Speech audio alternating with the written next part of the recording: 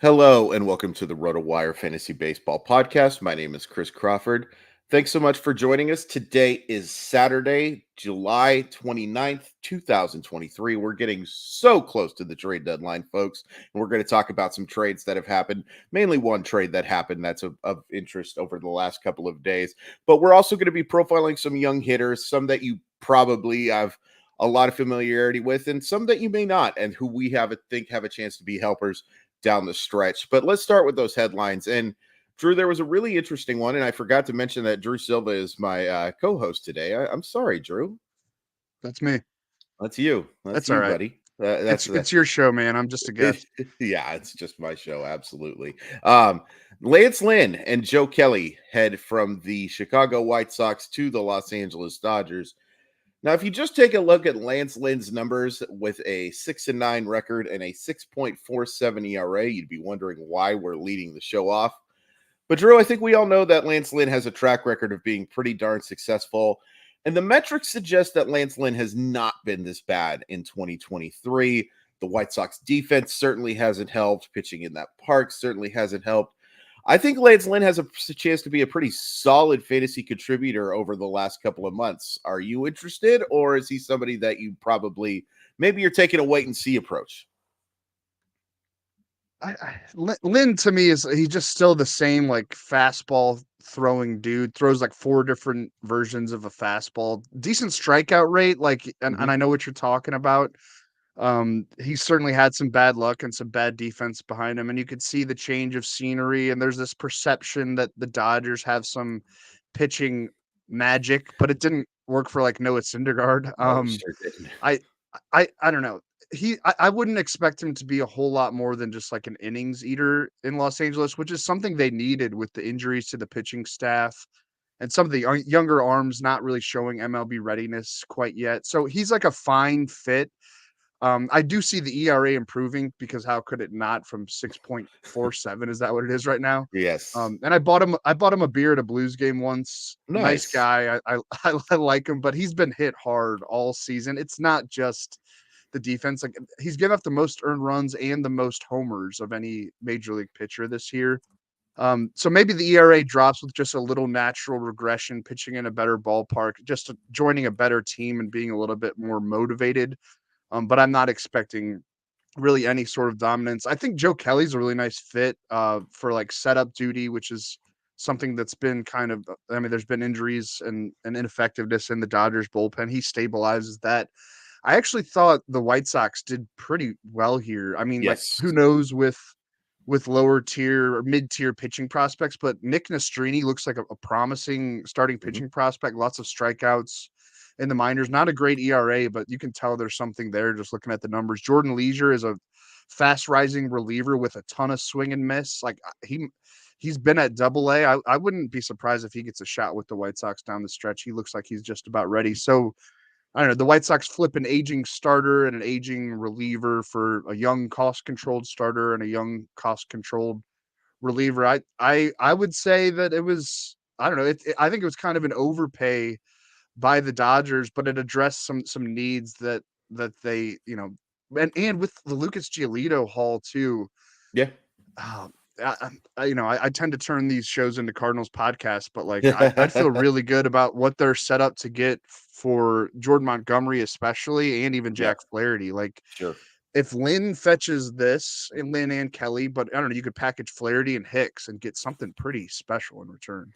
Well, I got to be honest with you. After I saw the return for these guys, as much as I don't want the Mariners to move Logan Gilbert, I can't even imagine what they would get for him because if he's Yeah. to talk about cost controlled and the fact that he's had success at the highest level. By the way, with Lynn, it's worth pointing out 6.47 ERA, expected ERA of 4.84 is significantly lower. It's not good. Like Lance Lynn hasn't been great. And like in July, he hasn't been very good whatsoever. But I do think he's got a chance to be the guy who gives you a lot of 6-inning, 3-run starts, give you those W. If you're chasing wins, especially, I think Lynn is a lot more interesting. But be prepared to take some clunkers, man, because he's not going to make all of his starts in Dodger Stadium, and there has been some lack of success. It's also worth pointing out that he's 36 years old.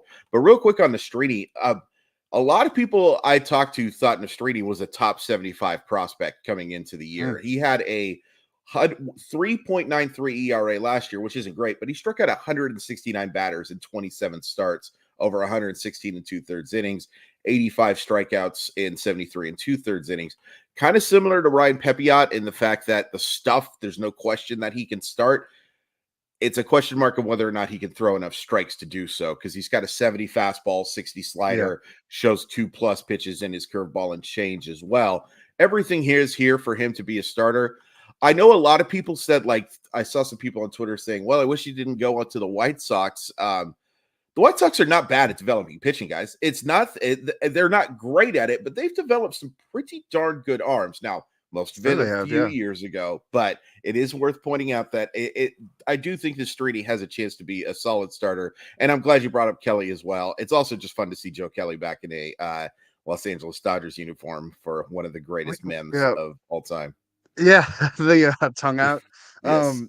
at the Astros, but also Kendall Graveman, that trade kind of flew under the radar too. Sure. The fifth White Sox pitcher to get dealt so far. Ryan Presley is just like the locked-in closer in Houston. I don't see.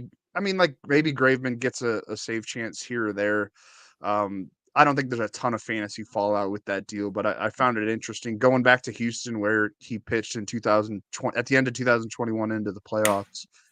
So that was a nice addition for the Astros as they try to make up some ground and try to catch the Rangers at the top of the AL West. Yeah, and Corey Lee, I think, is just a backup type. But that's what I was thinking. At one point he looked like he might be a borderline top 100 prospect type. Well, he was a borderline top 100 prospect type who looked like he might be a starter.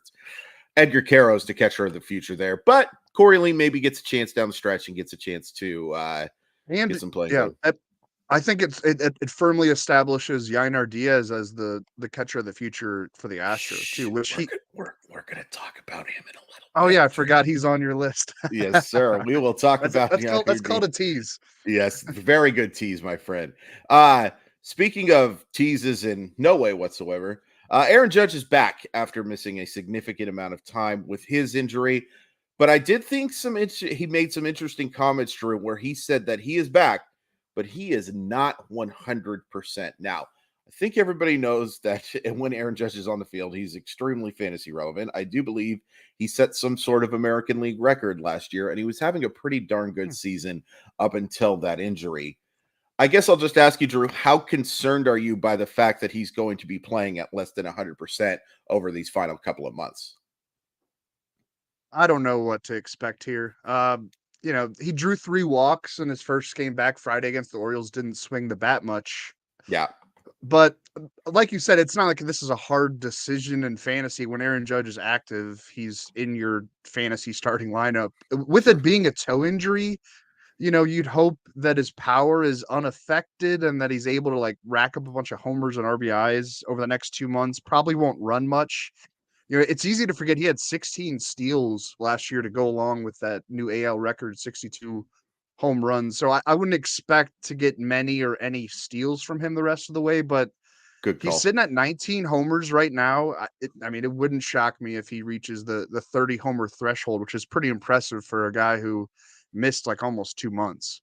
But I don't think you or I, or maybe even Aaron Judge or even the Yankees really know how this is going to work out.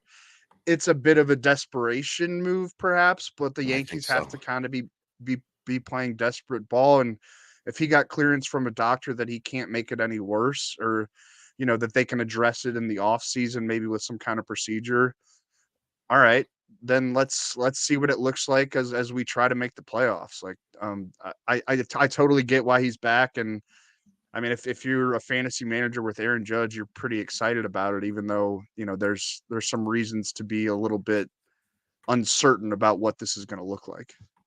Yeah. I mean, look, it's Aaron Judge.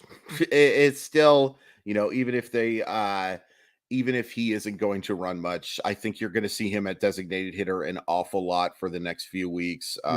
Maybe a chance to get into the outfield in the deeper portion of the season, but doesn't really affect you because his outfield eligibility was locked in an awful long time ago. I mean, I guess the thing with Aaron Judge would be if somebody's offering me a haul for him, like somebody's like a big Judge fan and thinks that he can help you, I think you got to consider it. Like, I don't think you're going to Yeah. see the same type of results that you did prior to the injury. I just don't. That's a tough thing to do, or rather, banking on those results is tough. Nothing Aaron Judge does would surprise me. He's one of the very best players in baseball. Heck, he might be, if Shohei Ohtani didn't exist, the best player in baseball when you combine everything that he can do. But I would be tempted to move him if somebody is willing to offer me something that can help me down the stretch, which is weird to say because, Shohei Ohtani, Aaron Judge, Ronald Acuna, those guys are usually the guys I just kind of have locked in. But I would be a little bit tempted to make a move if somebody offers me something real shiny. I agree with that. With the uncertainty, and the chance like that maybe he has to go back to the IL. Maybe this doesn't work. And maybe there's someone in your fantasy league who's not necessarily paying attention to the news and just saw that Judge was active and doesn't realize that he's not fully back to 100% health. And that this issue, this toe injury is going to linger. Hey, take advantage of knowing more than other people in your league. Thanks for listening to the podcast. So Aaron Judge is back, and a name that is not of that ilk, but wasn't long ago from being a pretty darn good pitcher is going to be returning, Drew. Hyun-Jin Ryu is going to make his 2023 debut in his first start since last year on Tuesday. This is an interesting situation to me. It sounds like the Blue Jays are going to go with a 6-man rotation for a little while. When Ryu has been successful, he's been real successful, but has never been a big swing and miss guy. Always been a guy who's limited hard contact. A little nervous about having his debut come this late in the year, and I'm worried about some inning stuff. So I guess my answer to the question I'm going to ask you is kind of, but not really. How interested are you in Hyun-Jin Ryu for the rest of 2023? Yeah, I mean that pretty much sums up my feeling on it. Yeah, that start will be in Toronto against the visiting Orioles, so it'll be a nice interdivision test there. Mm-hmm. Ryu was really good on his minor league rehab assignment. An ERA of 2.00, 16 strikeouts, 1 walk in 4 starts covering 18 innings. Like you said, it'll be a 6-man rotation for the Blue Jays for the next couple of weeks, and then some off days set in like toward the middle of August. So they'll have to make a decision. Sometimes those decisions are made for you. There's some kind of injury, but that's going to be really interesting because honestly, like Alek Manoah has been their worst starter over the last few weeks. But they don't want to toy with him, I would think. Who knows? Like you say, Kikuchi has been really good recently. Mm-hmm. Obviously, Kevin Gausman's awesome. Jose Barrios has been good. Chris Bassett is always super solid. Like they're going to have an interesting decision if all these guys are healthy to where maybe they just put Ryu in like a long relief role, after he makes 2 starts, which wouldn't shock me. He's 36 years old. He wasn't great in 2021 or 2022 before the Tommy John surgery. I could see him as a streamer. Maybe not against the Orioles. I'd want to see what he looks like first. Sure. And maybe the start after that, I could probably look up who he would get after that. It'll be at Cleveland. That would be one that I would definitely consider streaming. Take a chance and see if he's worth rostering the rest of the way. But there's a chance that he does not stick in the Blue Jays rotation because they have better options. They have better options. And look, they are a team that is fighting for their lives in that wild card situation as well. They can't be too patient with Ryu. And also, I wouldn't be shocked if they were in the market for another starter because the guys you mentioned, they're good. They have a pretty good rotation, but they may be looking for that top of the rotation type of arm. They may be looking for something with a little more solidity so they don't have to go with the 6-man rotation. Because I just got to be honest with you. I can't trust Yusei Kikuchi down the stretch. I know he's been pretty good. That's a tough one for me. I'd love to see what he can do max effort and relief for a couple of innings too. I think he could be really good in that type of role. But yeah, take a look and see. I think the streaming call is a great call, especially against somebody like Cleveland, where you can take advantage of the lack of patience in that lineup and just the lack of talent in that lineup as well. Somebody, Drew, that got placed on the injured list that's kind of a bummer. I don't think we talked enough. Well, we certainly didn't talk enough about it on this podcast.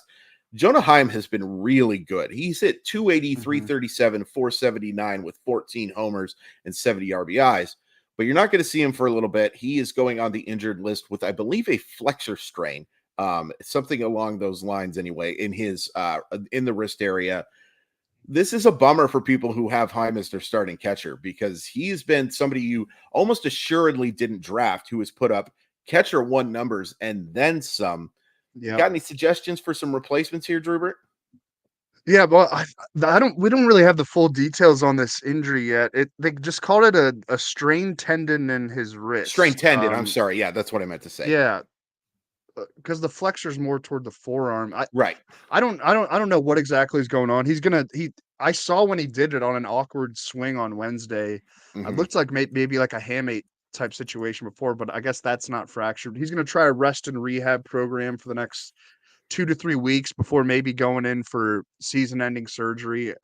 I feel like that's sadly where this is heading, the surgery that's probably going to knock him out for the year, but we don't really know enough to speculate on that, which, yeah, it's a bummer because he's been a huge part of this surge for the Rangers.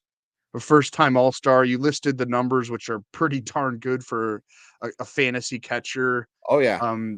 Texas can plug in Mitch Garver and be all right. Sam Huff is up too. He's a former top prospect at the position. I think actually if you were a fantasy manager with Heim, you go get Garver.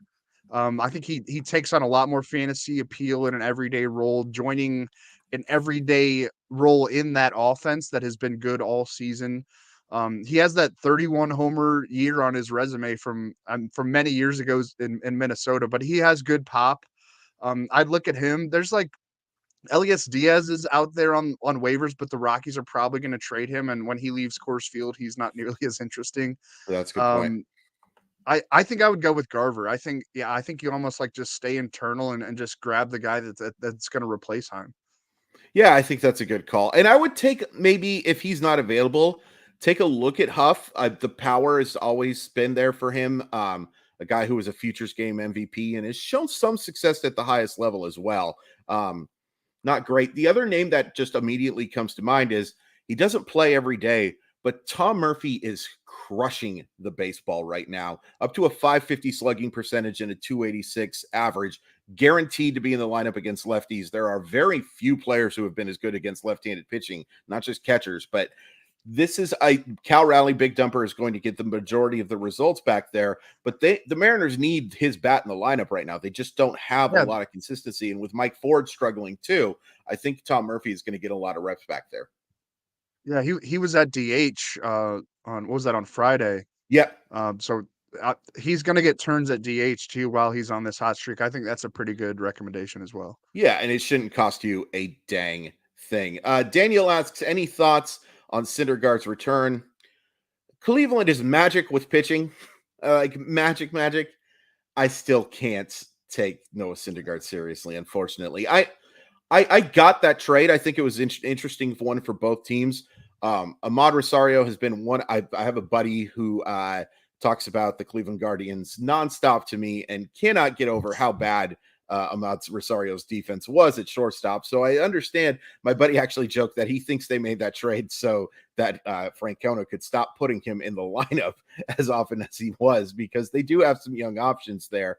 And look, Cleveland does need some help in the rotation, which is a weird thing to say considering how much depth they had coming into the year. Maybe Syndergaard can turn things around a little bit. Maybe you use him as a streamer, but I'm certainly not trusting him as a fantasy option for the remainder of the season. Would you agree, Drew?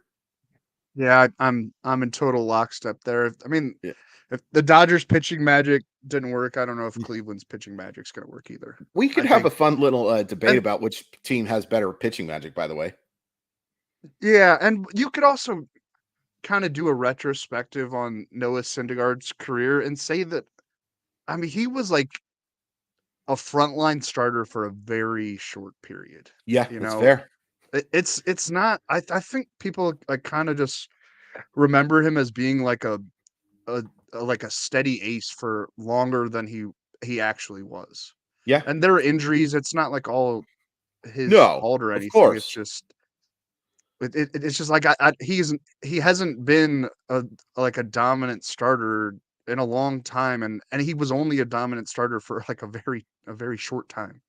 He only had 2 seasons with a win above replacement, according to ESPN, above 4 twice in Yeah. his career, a couple of 2.3 seasons, and then negative 0.8 this year, 0.6 1.2 in 2022, negative 0.1. It was a short thing. I think the thing about Syndergaard that was so intriguing was he was that first dude who started throwing sliders in the 90-mile-per-hour range. And I think we have to remember that. Like, that was so intriguing. Like, holy crap, you're throwing like an above average fastball for sliders. Now, if you throw 92, you're wondering if he can even stick in the AAA rotation, much less in Major League. He was awesome to watch, like in his in his prime, but I think we're over that now. And I will appreciate him forever for his run with Richard Staff and his jokes about his wife leaving him as well. That will be something that I always enjoy. Go follow Richard Staff. There's my one recommendation. Follow us and stuff on Twitter as well. But Richard Staff is a pretty darn good. It's called X now, actually, Chris. Oh, yeah. I'm not going to call it that ever. We'll get into the discussion on hitters on the rise and some that you're maybe not thinking of right now. But first, we're going to take a quick commercial break. We know the weather can impact for how far a ball can fly, but we never really know what all that heat and humidity or cold air is really doing to the ball. The Home Run Forecast Index gives us an easy way to determine how good or bad the air is for ball flight. The index is calculated by measuring stadium-specific weather conditions and is displayed on a scale from 1 to 10, 1 being the most unfavorable for ball flight and 10 indicating the most favorable. There is a strong correlation between the index and the number of runs scored per game and the number of home runs hit. Games that have the highest index 10 for the whole game average over 10 runs and 2.8 homers over the course of the year. An index is created for each game so you can see what it will be in any stadium and how the weather's influence might change over the course of the game as well as the wind direction. Now, right now, you can get access to the HRF Premium site for only $5 a month and see what the index will look like for every hour of every game. Go to homerunforecast.com now to sign up. Okay, let's look at those on-the-rise hitters. And, Drew, we're going to ignore Corbin Carroll. I'm just noticing that when neither one of us mentioned him. And the reason we're going to ignore Corbin Carroll is because, yes, the MVP candidate is an MVP candidate any year Ronald Acuna Jr. doesn't exist, is a pretty good fantasy player to target. And we're going to talk about some guys who are a little more obvious as well that are going to be, that type of thing. But maybe you aren't quite considering them enough. So that's the reason we're going to bring these guys up. We've got some good young hitters on this list, Drew. It's a good time for baseball, man. And the fact that we're not talking about guys like Julio Rodriguez and Fernando Tatis Jr. and stuff like that just goes to show you that there is so much young talent in baseball right now.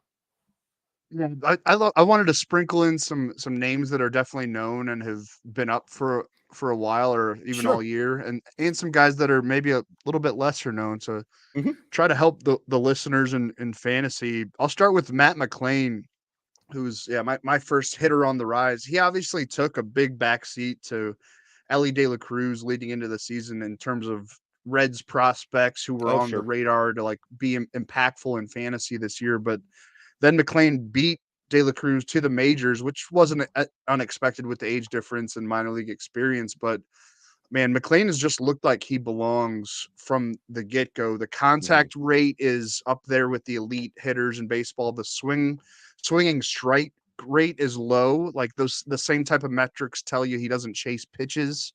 A very competent hitter at such a young age. And he's actually improved as he's gone along this year too, in terms of getting balls in the air with the barrel rate. 10 homers, 8 steals through his first 63 major league games. A lot of those homers coming since the beginning of June. An overall 305 average, 375 on base, 900 OPS. There are like BABIP, batting average on balls in play concerns here where maybe he's having some luck and he's probably going to be more of like a 270 or 280 hitter moving forward with the normal run of just enjoying less luck. But he can steal more bases than he has. He had 27 steals in 103 minor league games last year. So I think we're talking about a potential 2020 shortstop. And I think it's telling that the Reds did not move him off shortstop when they brought up De La Cruz. Like they really believe that McLain is the long-term answer at short, and also the immediate answer at short. He was torching it at AAA Louisville prior to his promotion. The standard stats, the more advanced stats, it all paints a really encouraging picture of what Matt McLain is and can be in the future. He's been batting second for the Reds from the jump too, and actually recently seeing some time in the 3 spot. You love those spots in the lineup for fantasy production. Just he's fully arrived, and he's in a good home ballpark. He's in a good situation in general on an interesting young Reds team to continue to be an impactful player. He's got second base eligibility too. He played a bit of outfield in the minors. Maybe you could see him out there. Just has the positional versatility and the athleticism with the offensive production to match at Great American Ballpark. It's just a really strong fantasy profile for what he can be the rest of the way in 2023 and beyond. Yeah, I think that's a great call. And I do think that he got shipped under the radar a little bit because of just how many quality infield prospects that they have. And they've got a couple more on the way. Noelvi Marte, it looks like he's knocking down the door as well. Has a slim chance to help this year, but I think they'll probably wait until 2024 or could be involved in a trade. I hope the Reds are aggressive. I really hope that they are a team that tries. Their fan base deserves it. We've talked about their ownership ad nauseum and how bad they are. Where are you going to go? Where are you going to go? Well, then where are you going to go is hopefully the postseason in spite of that guy. I wanted to combo these two guys because they are two guys that are certainly well known, but I think that these are two guys that I'd be targeting, even though they're kind of heading in different directions. It's Triston Casas and Jordan Walker. Now, if you've been listening to these podcasts for these last couple of weeks, our buddy Ryan Boyer has been knocking down the Triston Casas web that he is a guy that you need to be rostering. In the month of July, he's hitting 375, 478, 857 with 7 homers in his 56 at bats. That's pretty good, Drew. And this is a guy that offensively, he is one of the most talented young hitters in baseball. My only concern with him is the fact that in 2023, he's just not going to get a chance to play against left-handed pitching, and that's going to hurt the counting stats a little bit, but he's so good against right-handers, it doesn't really matter. Like you are going to get production, and the rates are going to be good. Makes hard contact, good approach at the plate. You can see that he's improving his selectivity as the year goes on, which is awesome to see, but also becoming more assertive. Like if you throw him a first pitch fastball, he's a guy who's willing to swing at that pitch. On the other side of the spectrum, look, Jordan Walker's numbers in July have not been very good, but this guy passes the eye test as much as any prospect in baseball to me. Yeah. Like he stings the baseball. And I'll say this too, Drew, there was an actual reason to send this guy down. His defense was horrible. I think it's looked better since he's been called up. He looks more comfortable in the corner outfield spot. It was kind of interesting. I think the natural thought was left field would be better for him because of the fact that, playing third base, maybe a little bit better with the angle, but neither position has been great for him. Let's just be honest. And this is never going to be a defensive stalwart. I don't think he's a future DH though. And for this year, it doesn't matter if he is a future DH because the outfield eligibility is locked up. I also think because unfortunately, Drew, your Cardinals are probably not going to the postseason in 2023. You're going to see him play an awful lot. Because you're going to see if this guy is because I don't think that the Cardinals are interested in a long-term rebuild. I don't think that's something that they were looking for. I mean, if things completely fall apart and like Nolan Arenado and Paul Goldschmidt get dealt, I'll obviously change my mind because they obviously changed their mind. But I just think offensively that these two guys, especially Walker, as good as Casas is, have a chance to be special. And I think you're seeing, even with the low batting average in July, that Walker is figuring things out. And it wouldn't shock me if he was actually a fantasy difference maker over these last couple of months. I agree. I think Jordan Walker has like league winning potential down the stretch, which is impressive at such a young age. When he gets going, he is an impressive hitter. I mean, I want them to trade. We did a whole Cardinals podcast with Jeff Erickson last week, so I'm not going to bore people with more of my takes, but I want them to trade Paul Goldschmidt. I think Jordan Walker would be a good long-term first baseman. Me too. But whatever, we'll move on. Anthony Volpe is my next one, and there have been a lot of ups and downs with Volpe this year, like some really bad stretches, some more promising ones, and then the overall counting stats that you'd have to label it as at least like useful in most fantasy formats. 13 homers, 18 steals through his first 103 major league games as a 22-year-old shortstop. He was 21 when he made the Yankees opening day roster back in March. The overall batting line is rough to look at. 210 average, 284 Mhm. on base percentage, 660 OPS. The weighted runs created plus is ugly too. But he has made some mechanical adjustments over the course of the year. He talked a lot about it in June. And it shows in the numbers that they've helped him fare better against big league breaking stuff.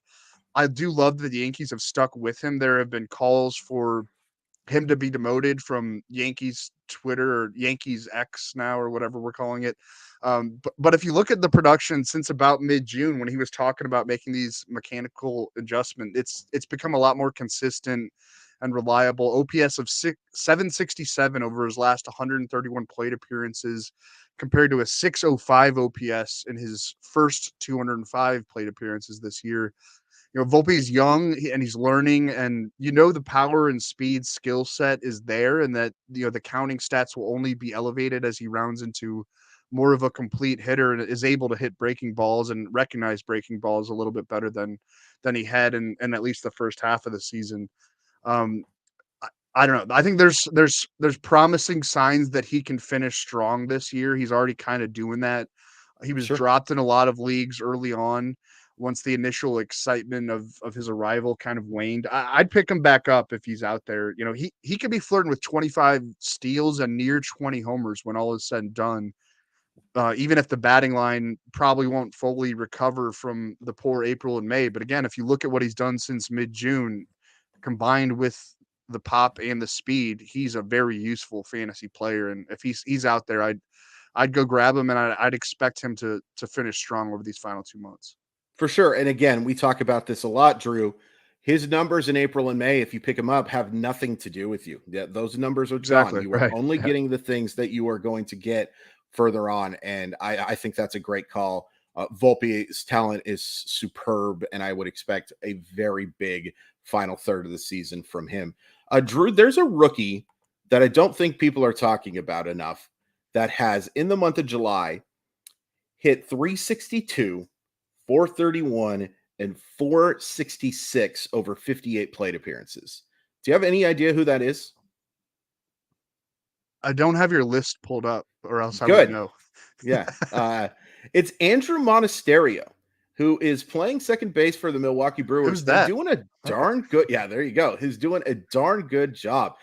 In his 115 plate appearances overall, he's hitting 307, 391, 416. Now, look, if you're looking for power, look elsewhere.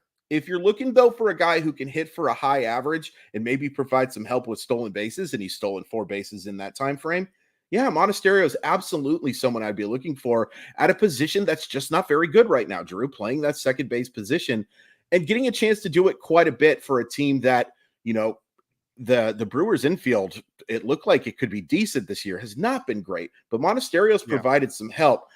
It is worth pointing out that his hard hit percentage of 30.3 suggests that there might be some regression there, but there's not a ton of swing and miss here. And here's what I really like. His walk percentage of 12.2, that's excellent. A 12.2 walk percentage for anybody is pretty good. For a rookie is really good. I think Andrew Monasterio is somebody that isn't getting nearly enough attention. I don't expect fantasy all the guys that we mentioned before him, much higher upside. But if you're talking about a floor of just being a guy who can hit 280, 290, get on at that 350, 360 clip, steal some bases and score some runs for a team that looks like they're going to the postseason, I'll certainly take that. And I think he's available in a lot of leagues. Why not go get him and take a chance? Yeah, and we'll see what the Brewers do at the deadline, but there are Yeah, opportunities all over that great call. infield. Yeah, Bryce Terang has been bad. Mm-hmm. They pushed back Brian Anderson's return from the IL. He's going to be out through at least mid-August, it sounds like. I mean, they're playing like Abraham Toro at first base. Owen Miller's had like good stretches and then really bad stretches. Like there are opportunities there for Monasterio, and even Willie Adames has been a letdown. Yeah. They're gonna add some offense. I'm like, I would be almost certain of that. But Mm-hmm. you never know with the Brewers. Like, I mean, they might actually do trade. Like, I mean, they traded Josh Hader last year when they were leading the NL Central. it wouldn't like blow me away if they traded like a Freddie Peralta or a Corbin Burns. They know they're not going to be able to lock up all those guys. Right. Yeah. You know, I mean, I think their fans would like revolt, but they Yeah. kind of have to operate that way. It's just the way they Yes. operate. That's the They way they are operate. the smallest market team in baseball, to be fair, but I don't Mhm. think they're really hurting financially. No, they're okay. Yeah, my next one is Patrick Bailey, and this is maybe digging into some lesser talked about youngsters for actually my next few here, but Mhm. he's like the new Joey Bart out there in Mhm. San Francisco as the Giants Yeah. catcher. Hopefully a better version in terms of like making a sustained impact. Sustainability has not been Bart's thing so far in the big leagues. Bailey was the 13th overall pick in that 2020 COVID draft out of NC State. Moved pretty quickly through the Giants system. You can see in the minor league numbers that there were initial struggles with each level jump, but then he figures it out. And I kind of like to see that. Like it's like a natural progression, a natural advancement of a hitter. And he's kind of done that at every level. Like the minor league numbers won't wow you when you just go look at them, but dig into him a bit more and he gets better each time. Like he gets more Sure. reps at a different level, playing against better competition. We've seen some of that in the majors offensively too. And the defense seems excellent. Like he's thrown out base runners and draws high praise from the Giants pitchers. He's getting Buster Posey comps in that regard Mhm. with the way he can handle a pitching staff. There hasn't been much power from Bailey this month, especially. It's been kind of a rough July overall for him at the plate, at least in terms of power. But um, and I don't think he should be a starting catcher on like any competitive standard fantasy team right now, but the trajectory on the whole here is very promising. If you'll allow me, Chris, to cite a clutch stat here, Please. Bailey's batting three. Bailey's batting 375 with an 1113 OPS with runners Mm. in scoring position, and it's a sample size of over 70 plate appearances. Yeah. And I know that probably generally means nothing, but it sort of backs up the intangible stuff that the Giants pitchers Sure. and manager Gabe Kapler and president Faran Zaidi have talked about with Bailey. They really like him. And I could see him being like an under the radar breakout candidate at catcher going into 2024, like a late round pick that suddenly might flourish. I'm not saying you should go grab him for the rest of the way in 2023, but I don't think he's being talked about a lot. And I think he deserves a little bit more notice going into next year. Yeah, absolutely. Yeah. And if you're in a two catcher league, somebody that I'd be Sure. looking at as well. It's interesting. He kind of fell off the radar after a little bit after a disappointing second season after being a first round pick out of NC State. But baseball development certainly not linear, Drew. We know that as well as For anybody that catchers there's too. for catchers especially. There's certainly offensive upside. I will mention this, by the way. If Joey Bart gets a change of scenery, he's a little more intriguing to me. I will say that. I Same. think Yeah. that his time in San Francisco is probably over as a starting catcher anyway. I think that Bailey has this locked up. It's also worth pointing out that Blake Sable is perfectly capable of catching, and another rookie hitter that's at least worth looking at. It's interesting that you brought up a lack of pop. I'm going to bring up somebody with a lot of pop, and that's Matt Wallner, who immediately made my list after watching him play against Seattle and hitting a upper deck opposite field home run, which is not easy to do. It takes some real strong words we're not allowed to say power in order to be able to reach those levels. Look, Wallner was not the most highly thought of prospect, but has been on the rise, has more than held his own in the majors after a slow start after getting called up in July, now has an OPS over 900. The concern here is Minnesota has about 15 players that look like Matt Wallner and play like Matt Wallner. And I think that's not going to be a problem, though, in the next 3 days. They are going to make some moves. I imagine that maybe you could see Joey Gallo move it for a starting pitching type or a prospect type of thing. I actually think the Mariners, if you're listening, Joey Gallo, it's not a bad little comp. Not a bad little thing. Although I also was going to mention Cade Marlowe in this thing, who has really impressed me over his small sample as well. But yeah, I think Joey Gallo would absolutely make sense in a few different places. But if you're talking about looking for some power, there's no question Wallner has it. He has a good approach at the plate. Might hurt you a little bit in the average category because there is some swing and miss there, but has had several multi-hit games as of late. Did go over 5 yesterday to kind of ruin it, but had 2 hits the game before that. I like Wallner, and I think that the fact that he's up with Minnesota right now even with all of these left-handed swingers who look exactly like him, suggests that he has a future in the long term and the short term. Another sort of unheralded dude here, Maikel Garcia of the Royals, mostly playing third base, but also a bit of shortstop and second base, and has generally been known more for his speed than his bat as he came up through the minor leagues. 39 steals in 118 minor league games last year, but just check out where he ranks in hard hit rate among major league third basemen right now. He's right there with Josh Young. He's ahead of Austin Riley.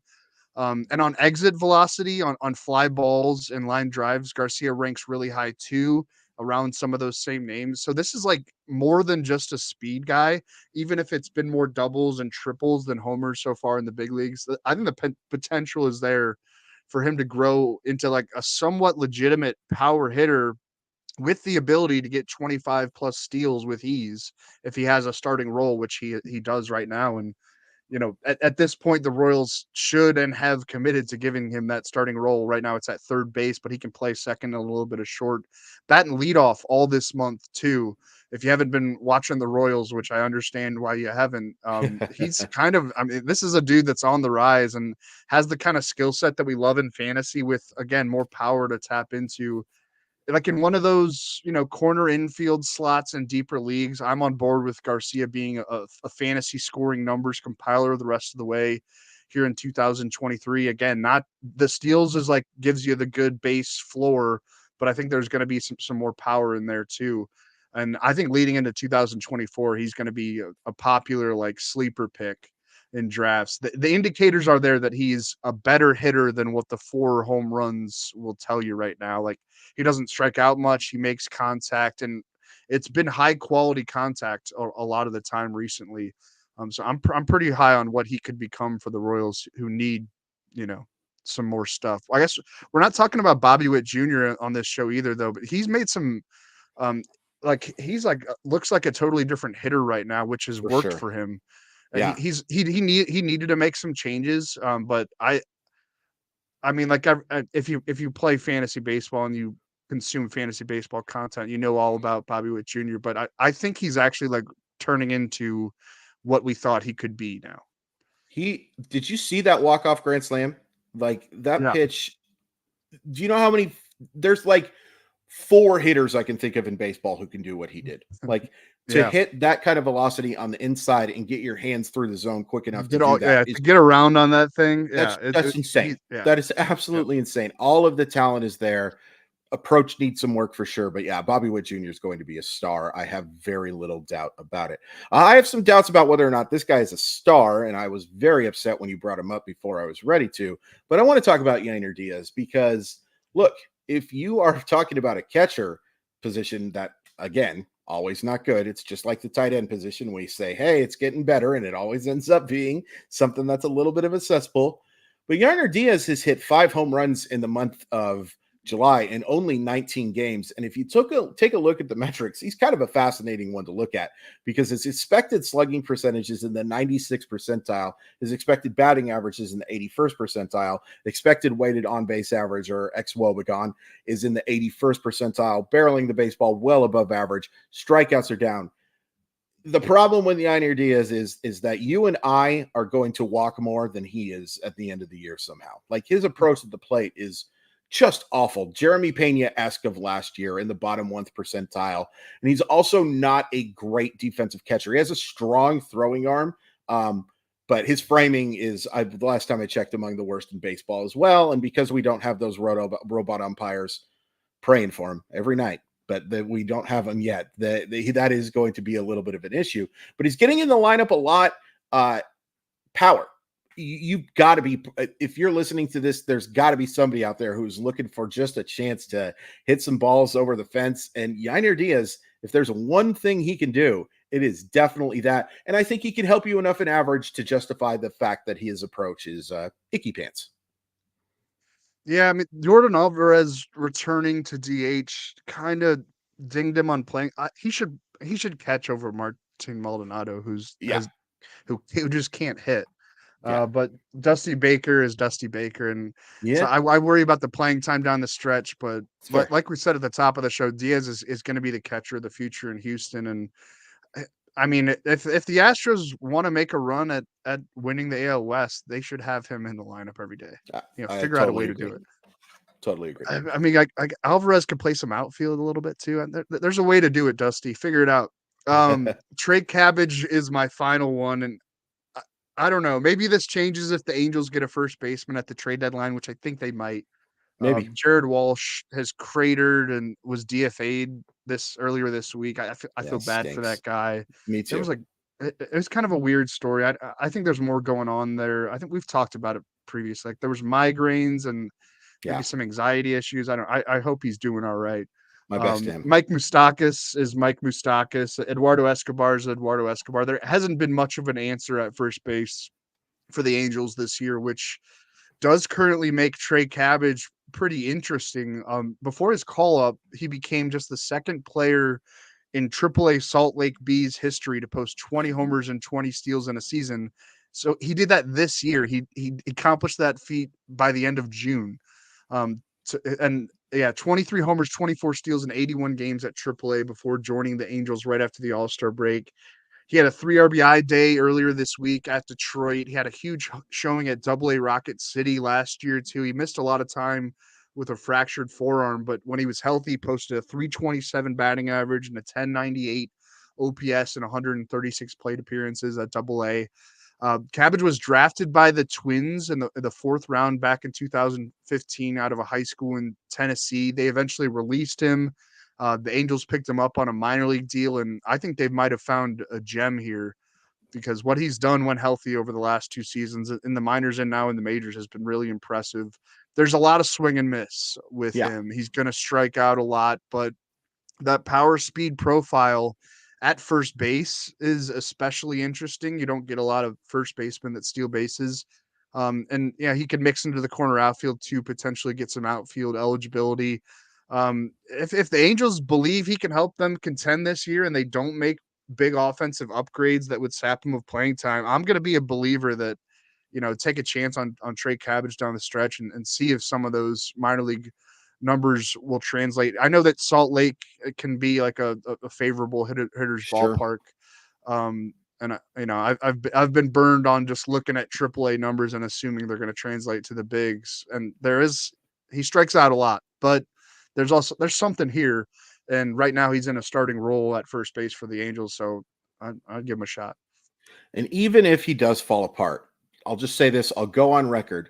No player in Major League Baseball is a better reminder of how good sauerkraut is. Like there's even if he isn't hitting, it will remind you that sauerkraut is absolutely one of the most. I do love foods. Sauerkraut. Oh, it's so good, man. On a brat, on a Reuben. Yeah. Oh man, I'm hungry. I used to work at Best Buy and there was a Costco across the street. And what I would do is during my lunch break, I would get a hot dog, but then I would take the foil and just fill it with sauerkraut so that I could take it home. I just admitted to committing a crime on this podcast, but I absolutely did that. So good. I have a worse one. This is a friend. This really wasn't me, who used to go to like a convenience store, a Quick Trip or whatever you have in your area. And he would get a Sprite, but then he would put 2 hot dogs in the Sprite. So to steal 2 hot dogs. This was college, Yeah, what can you do? We were all tough times. Hey, sorry, man, Quick Trip. It's a student loan problem. That's exactly what it is. It's not us. It's why did you make this start out in debt so much? But then he'd have Sprite flavored hot dogs. I don't know. Desperate times, desperate measures. Doesn't sound like the worst thing to me, which unfortunately is true, but it doesn't necessarily, not going out of my way. I don't expect to say a Facebook reel with that recipe anytime soon. I just wanted to quickly close with, no, he's not a rookie. And yeah, you probably are aware of how good this guy has been lately, but just in case, CJ Abrams is scorching hot right now. And look, the only reason he's not a rookie is because of the fact that the Padres, I don't think, have made a ton of mistakes with player development. I think it was a mistake to have that guy up as high as he was, especially considering the injury that he was coming off of. But in the month of July, this dude is hitting 322, 381, 517, 3 homers, 8 RBI, which has more to do with the fact that the Nationals lineup just stinks. But he's also stolen 12 bases, and you are seeing that 80 grade speed put to play right now. I'm going to be really interested to see where Abrams goes next year, assuming he's a semblance of this player. I'm not asking him to hit 322 for the rest of the year or have a 517 slugging percentage for the rest of the year. But if he's a semblance of that type of player over down the stretch, it's going to be hard to not justify him as like a top 60, top 70 type of player because and you got to remember, he's going to be 23 next year. One of the younger players in baseball right now. I would be doing what I could to go acquire CJ Abrams. If somebody is like out of it, and especially in the Dynasty League, but even in a redraft league, like if you can go get CJ Abrams, by all means, go do it. Because there's only a handful of shortstops, if that, who have his upside, not just for the long term, but in the short term. And the Nationals are going to let this dude play. They're going to let him run. They're going to give him a chance to be the best version of himself. CJ Abrams is a must get for me in any type of fantasy format for the rest of the year. Yeah, Lane Thomas has been pretty useful in fantasy too there on the Nationals. Absolutely. Former Cardinal, of course. And someone I could see being traded, by the way, down the stretch. Could see them selling high on him and Jimmer Candelario. But yeah, those are two guys that are very interesting. And maybe Joey Meneses too, who hasn't been as good this year. But yeah, other guys we didn't talk about, like Nolan Gorman, James Outman, Gunnar Henderson. We should get into this. I said that we should talk about the Rookie of the Year odds. It's not really that interesting of a discussion. In the NL, it's over. It's Corbin Carroll. Yeah. I guess the AL is interesting. Corbin Carroll is minus 1,000. The next closest is Ellie De La Cruz at plus 1,500. Matt McClain at plus 2,000. In the AL, it's definitely interesting though. Very. Josh Young is the current favorite at plus 165. Masataka Yoshida plus 170. Gunnar Henderson plus 200. It's a 3-man race. Triston Casas at plus 2,500. I guess is interesting, but it's gonna be Young, Henderson, or Yoshida. I just as like a smart betting move. Like I don't know. I don't know how to predict who's going to win it because they're all so close. They're close in like just everything. Like WAR, they're all. I think WAR likes Henderson a little bit better than the other two, and that he's plus 200. That would probably be my move. There's going to be the narrative too with, hey, the Orioles.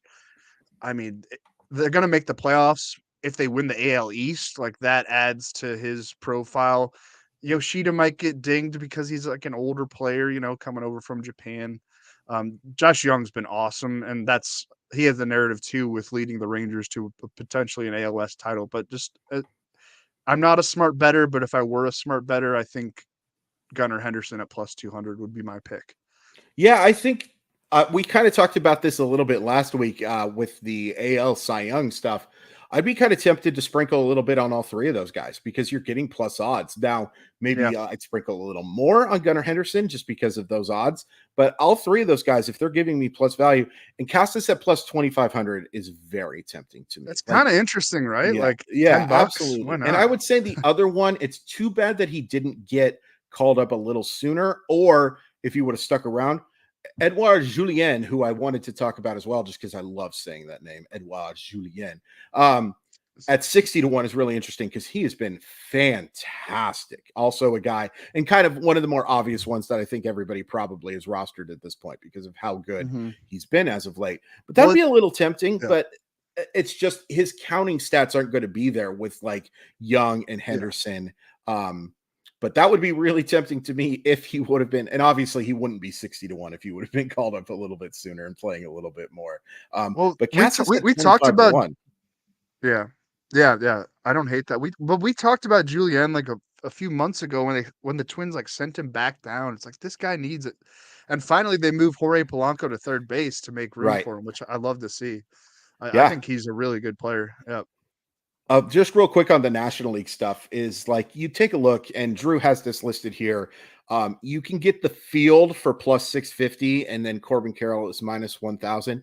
The plus 650 is a sucker bet. If Corbin Carroll didn't play another game, the rest of this Yeah, year, exactly. he's got the rookie of the year. It's in. Now, obviously, his MVP odds go obviously away. But if you're talking about just rookie of the year, he could hit 0-0-0-0-0-0-0-0 for the rest of the year. And Corbin Carroll's still going to get rookie of the year, folks. It is locked. It is over. That is over. All you are doing by making that plus 650 bet is you are making somebody else richer. That is all you are doing. There is zero chance.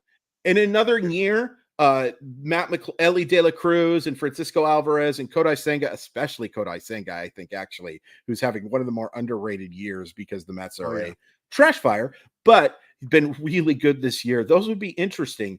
But Corbin Carroll has this. It's over. There's a 0 point. If you want some free money, go bet on him at minus 1,000. It's not going to be a lot, but you're going to get some free money. The lock of locks. I will never host this podcast again if Corbin Carroll is not the rookie of the year in 2023. Well, like you said, the problem is, like, even if he got injured tonight, and Ellie De La Cruz went nuts over the final 2 months, Carroll would still have the numbers, like the games played and the counting stats. Like it's over. Let's do some Sunday streaming options to round up the show. I still have not won one of these against you. You know what? You got kind of close, though. Let's be honest. This one was the first one that was kind of close because you did get a W from Tyler Anderson, and he pitched okay. But Luis Medina, Adonis Medina wishes he was Luis Medina. If you're listening to this, Adonis, I'm sorry. I'll just steal your thunder. I'm going with him again. Yeah, it's in Colorado. I am so impressed with what I'm seeing from this kid right now. His stuff is electric, and he was borderline dominant against that Houston lineup. And guess what? The Colorado lineup, who may not have Elias Diaz on Sunday, even still, this is a really, really interesting play for the rest of the year, in my opinion. In fact, I'm not even sure if Luis Medina is a streamer for the rest of the year. He might be somebody that I just want on my roster because the stuff is that good. Thank you for picking a start at Coors Field. I think I'm finally going to win one. No, you're not. I'm going Tarek Skubal at Miami, and I mentioned him as a pitcher on the rise. Not sure if he counted as a streamer or not. Yeah, he's available in like 80% of leagues. Wow. Okay. This is on Yahoo where people abandon their teams pretty. Whatever you got to say to make yourself get. You don't think this qualifies as a streamer? No, I think it counts as a streamer. If it's in that range, I was thinking he was a little more rostered. I apologize. When I looked it up, I locked him in a few days ago, so I'm looking it up. Sorry if this is not good podcasting, but hang on. Drew is well. Here's the thing. Drew's a really honest guy. In fact, sometimes too honest. Like the conversations that we have, he just tells me things that I absolutely do not need to know sometimes. So I don't think he would lie about. His roster percentage on Yahoo is 17%. He's a okay. Yeah, that definitely counts. Counts. Whatever helps you sleep at night. It definitely counts. I need a win, Chris. Tell me why Skubal is a good option. I don't even want to at this point. You're gonna have to. He's pitching at Miami, so he's going to give up a few hits to Luis Ariz, and then he's going to strike everybody else out. He's had 3 real excellent scoreless starts, and he had that one clunker since he returned earlier this month from flexor tendon surgery that kept him out the entire first half. 23 strikeouts, only 3 walks in 17 innings so far. He's throwing harder than he did before the surgery. I talked about all this last week, but went 5 scoreless innings against the Giants on his last turn of the Tigers rotation. I think he could work a little deeper, maybe on Sunday at Miami with a good shot at ERA help and some Ks, maybe a win. And I think I agree that Skubal should be more than just a streamer at this point. Pick him up and keep him for the stretch run.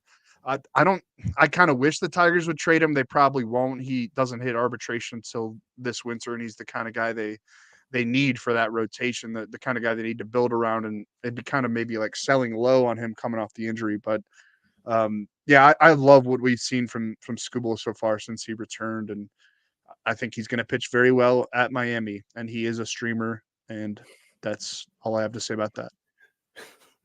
Fair enough. Drew, we're not going to talk until after the deadline, so I'll just ask you to close with this. Who's the biggest name in your opinion, that gets dealt before we talk again?